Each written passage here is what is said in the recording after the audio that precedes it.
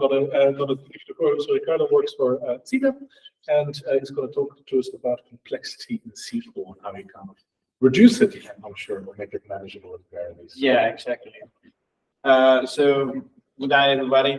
So one of the good things of going after these two amazing talks is that I got step on the shoulders of these two giants, Tony and Jeroen. The bad thing about being after these two amazing talks is that I hope mine is at the same level. So yeah, I'm going to talk about my personal experience. I am an analytics engineer at Xebia Data. Feel free to scan the QR code to link in LinkedIn. And I'm going to talk today about my first assignment using DBT. And as Tony said in his presentation, it is very interesting because we will see that complexity builds over time. Legacy code and the evolution of projects is always a problem that you will have in your teams. If you don't have it now, it means that it's too young for it, but it will appear somewhere. Then taking complexity using DBT is a good idea, and I'm going to tell you why it's a good idea to do so. And then some tips, tricks, and anecdotes. So basically, that's it, what I'm going to talk about today. So we all know this project, right? We have 1,000 models, and yeah, that config that was supposed to be in the meantime. Just in the meantime, let's build this, and then everything is depending on that pieces of SQL that nobody knows how it works now, right? So why complexity builds over time? Well, because the speed of development means that sometimes us developers, consultants, stakeholders have to cut some corners, and then we do things that we are not proud of, but get the job done. And then interaction between teams is not always smooth. And then we have a way of doing things, and they have a way of doing bad things. And now, as Jeroen said in his talk, DBT is developing new features for collaboration between projects and between different teams and even different countries at the same time. So this interaction between teams is getting more important. And then constant changes of the business definitions, what it means. So just for context, I was relocated to the Netherlands to work at a company about transportation. So basically it was like a taxi company. And the right definition have changed over time. So when the first SQL query was built, right meant something, and the latest right definition was something else, and somewhere in between, everyone else had their own definition, and you find these tables of rights for marketing and rights for this other department because everyone wanted to have their own metric.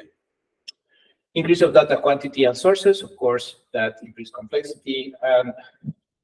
We had a joke that we were moving a company because our team was migration expert.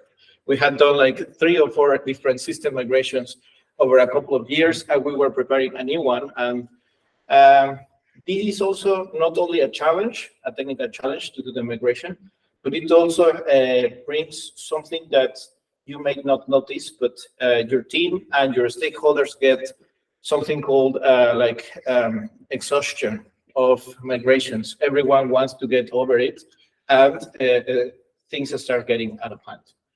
Business definition changes, as I said before, and yeah, to your right, you see this communication line complexity.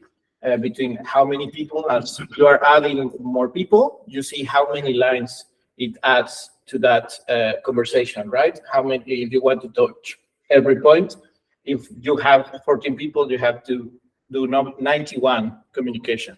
So how was it? My first migration of legacy code to DBT, I was freshly arrived to the Netherlands, and my manager hired me as the first analytics engineer of the company. Nice. It was my first job as analytics engineer as well, because I had been data scientist, data analyst, and a couple of months of data engineering, but never an analytics engineer. So we wanted to show the company that DBT could bring value to the company, and we have this project for it. So no pressure. It was a script that did all. It was just one SQL file, but it had like 574 lines of SQL. It was convoluted logic hidden in CTEs and subqueries. Marketing knew how it worked on the surface, but it was not really sure how it did the calculation. And half of the development team was not there anymore. So you ask questions and nobody knew, and you saw these comments in the SQL query, like leave this value hard-coded because finance told us to, or these type of things. There was lack of transparency, of course. Nobody knew what it does, but it was important because this process in particular tried a monetary response. So basically, it was to select a group of drivers to give them a bonus if they met some conditions. So this had direct impact on the business, and it meant money directly. So it was a really important process. And what I found is that the SQL code was not idempotent. So they used like current timestamp and current date every time they run it. And because they had a Kafka topic feeding the table, every time you wrote the SQL, you had a different metric.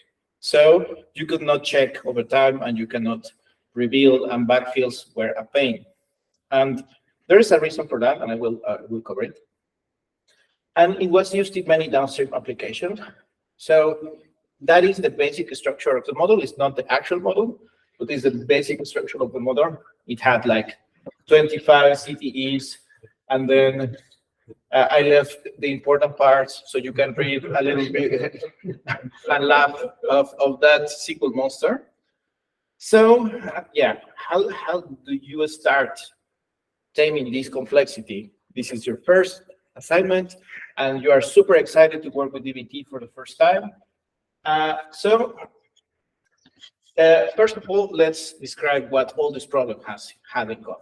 First, the stakeholders didn't know about this complexity. So they just wanted a metric, and they wanted now, but they didn't care how the script worked, or if it has 25 CTEs, or if it worked or not.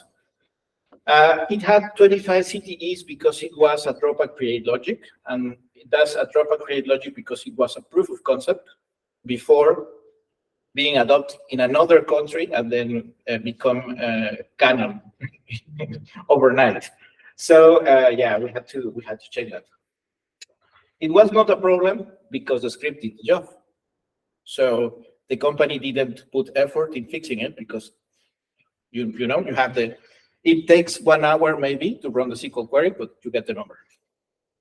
And the script evolved over time with patches and comments, as I mentioned before. Was written by different developers, and some of them were no longer in the company. And in the meantime, became forever. So, as my fellow Windows XP says, task failed successfully because you get your number, but not in the right way, right? And then I found this meme on the DBT Slack channel. This is without a doubt the worst query I have ever run, but it does run, right? So where to start? First, gathering business requirements to understand really what this query is supposed to do, then understand what the stakeholders want, understand what the script actually does, divide and conquer. So the first thing I did was to piece it all together and divide it in all the different models I could. So the first tip I can give you is, if you ever find a monster like this, don't try to put everything in just one script or one SQL model. Identify generic sections that can be reused, and that was a big thing because there were logic inside this SQL script that was used downstream, and many people was connected to this table just because of that CPE was in there, and they wanted that column. So if you put it out, then you notice that it's not that model they are interested in, but the other logic that can be reused. Then you can identify what the steps can be done in parallel, so that can help you reduce some time of computation, and it increases transparency and explainability. Okay, so we need to document it. And this is very, very important, because we didn't have any documentation more than the comments in the SQL file. So that was the plan. Everyone here, I think, have tackled one of these challenges before. And this is the actual ERD of this SQL query. It took me 1 week to piece this out. It was a nice challenge. As you can see, the sky blue tables are sources. They're external sources. This, yeah, I think, yeah. This over here, it's microservice. And yeah, the orange ones are staging models. The purple ones are calculations. The green ones are aggregation models. And the red one is our final table. So basically, once you take it apart, it's still quite a monster, but now we have something that is easier to explain to the stakeholder, because we can just focus in one part. So now we also unlock the potential of using different materialization strategies in different parts of this query. Because one of the main issues we had in that, it was taking like 47 minutes to run. So we noticed that some of these CTEs were calculated many times, and if we just put it as a table, it will speed up immensely. And some of them were very big, so changing to an incremental model made total sense. And everything else we just kept as a view.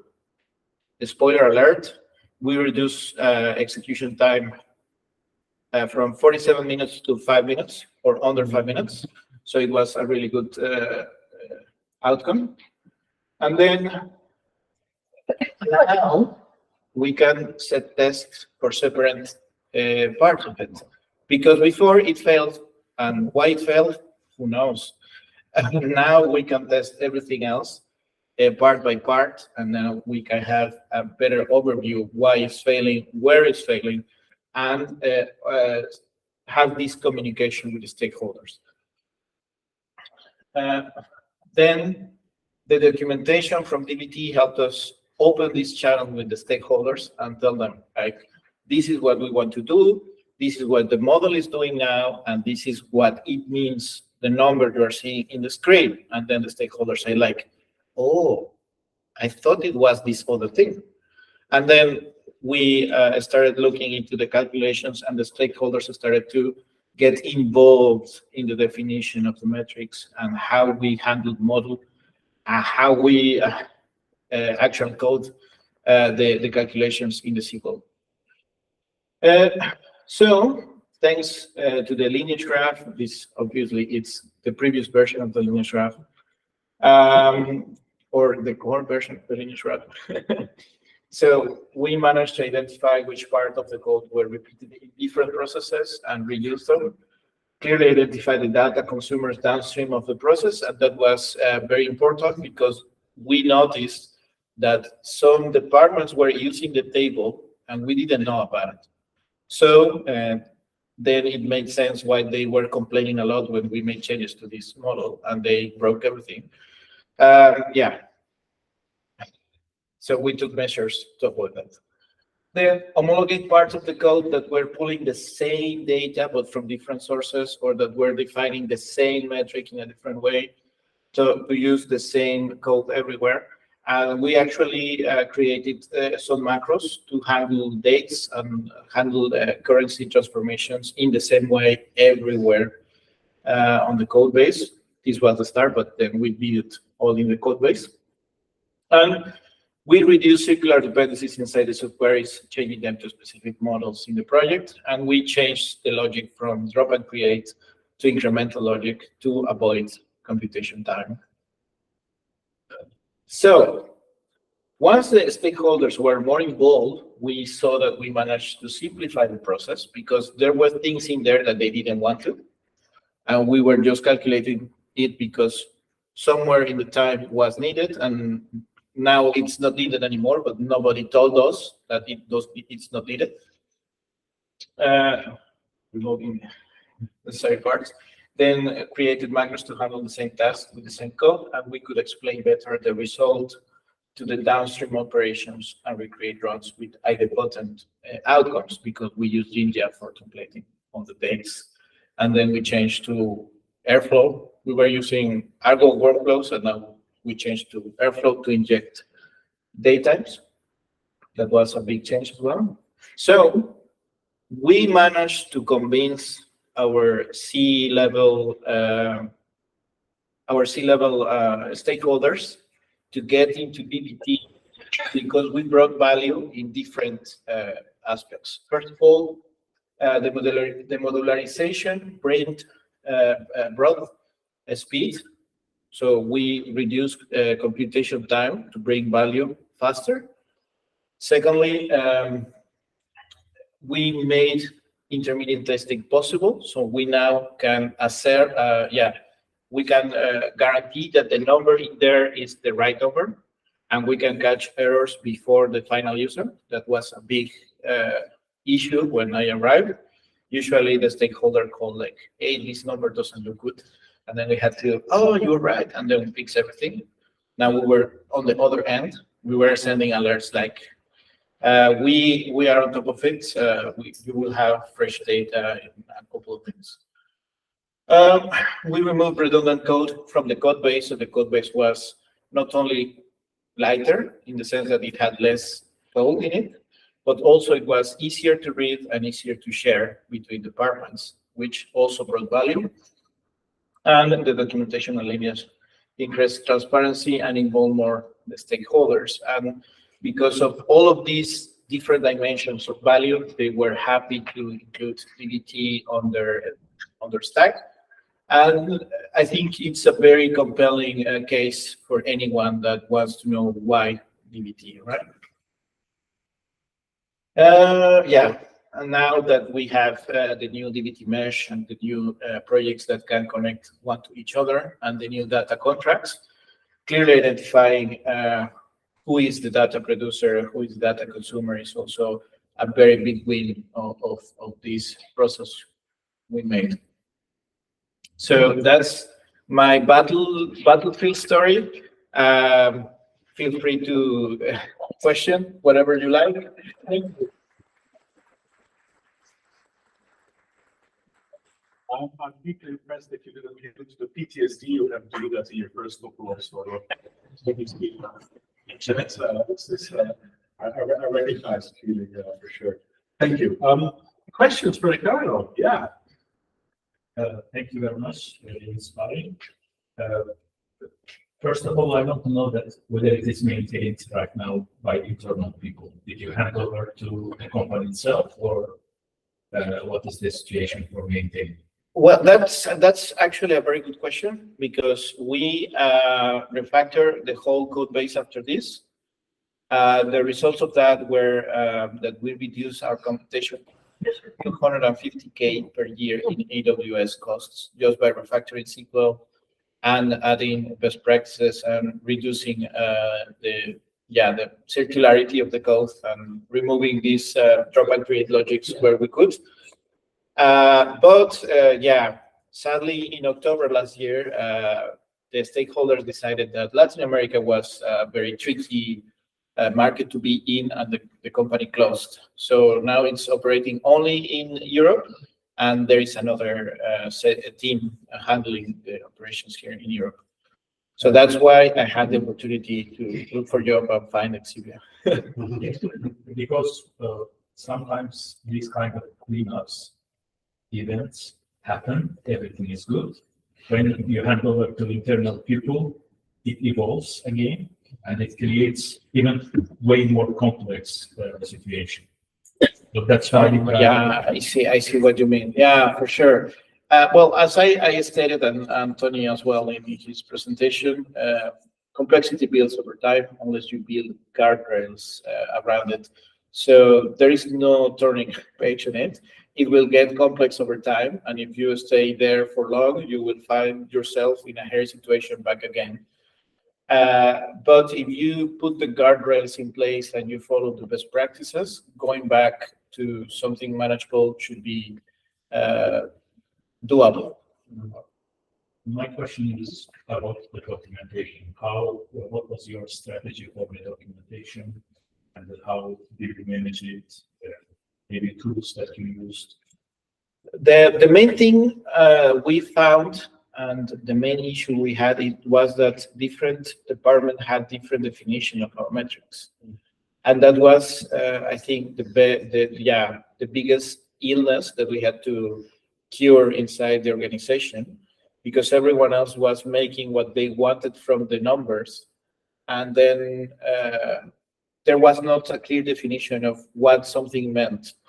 So what we did was we actually had a very deep dive with the stakeholders. We had these meetings and we agreed on these definitions, and everything was documented on DBT. So everything you could see there in the documentation page. And the DBT helped us a lot to bring that together, because we had a lot of places. We had the GitHub repository with some comments and markdowns, and then we had Confluence with outdated pages, and then we had the SQL itself with some comments, and everything was all over the place. So my manager and the team decided that it was better to have only one place. So the first thing we did was, in all these other places, we put a link to the DBT documentation. And then the documentation was maintained only in DBT documentation. And to change that, you need buy-in by the stakeholders and the final users. Thank you. Any other questions for Ricardo? Yes. What you describe now, it's like kind of looking back, right? Like you're already done the project, everything's great, you have these outcomes. Like if you step back, like the beginning was very like not really in your paper, right? Like it was you just move first strong, first suddenly, like everything was not really in favor of you. So how could you buy in these people to like say, trust me, give me the time? Because we know how this thing go, right? It's like normally like new feature gets priority instead of that, like refactoring. So how could you manage to get the buy-in like for that solution? Yeah, that's a very, very good point. We have, well, I felt that pressure of the delivering value and actually showing that this work. I was, in that moment, I was getting to know DBT, so I hadn't had a lot of practice with it. But my manager really believed in it. So I believed in him and I jumped into his boat. So I cannot say it's my achievement, but I think he had a very clear goal and what was the value that he could bring with DBT. And with this POC, this was the first one. I think we managed to show all the different aspects and dimensions where you can draw value out of just doing it with the best practices, right? Right. Everybody, Ricardo, thank you so much again. No, thank you so much for sharing that detail. Closing words. So first of all, thank you so much to Tony, Jeroen, and Ricardo for all of your great talks. I learned a lot today. I hope all of you did as well. Those of you first time to DBT meetups, the talks actually are always as sort of quite deep and dense as they are as they were tonight. So I encourage you to come to the next one we organize as well. Speaking about the next DBT meetups, we organize them about once every 2 months. It was a bit of a gap now because of a couple of reasons, not at least Juan's little son was born a few months ago. So congratulations, Juan, for that again. we now aim to organize the next one early March of this year. If you know anybody who would like to speak, come talk to us. There will be a call for speakers after the meetup as well, that you're now part of. If you know anyone who would like to host us, please come and reach out to us as well. Then, again, many thanks to Orange Valley, Anouk, and iSpark, all of you here, and of course all of your Orange Valley here as well. These events are not possible without you, so thank you very much again for all of your kind help here. And then I suggest we go and now continue the discussion about scalability, observability, metric layers, and ugly 570 line SQL codes over beers and bitter pie in the other room. Thank you very much.